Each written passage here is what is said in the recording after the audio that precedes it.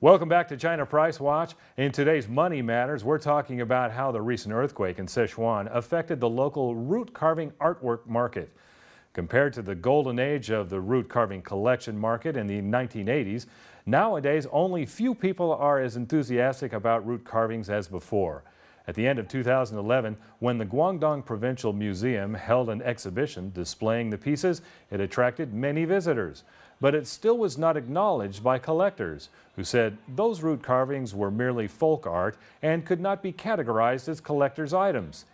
As most collectors point out, root carving collections are niche and only attract specific groups of collectors.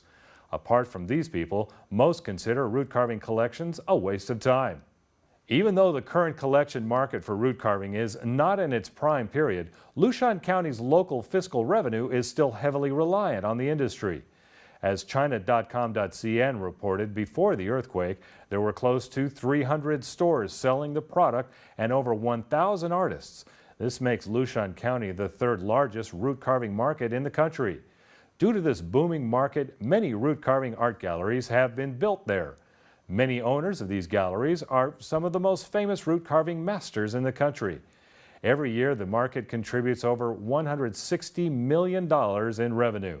A single company alone could pay over $32,000 in taxes to local government.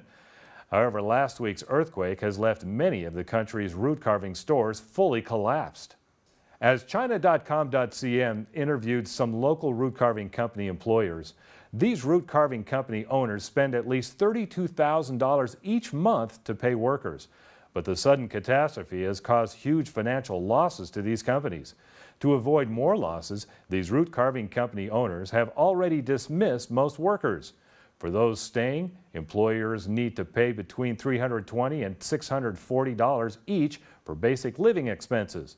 Employers told the Economic Daily that they hoped the Chinese government would provide subsidies to help them reestablish their businesses after the disaster. But considering the extent of the disaster, however, they're taking matters into their own hands, looking for loans from banks to rebuild their businesses.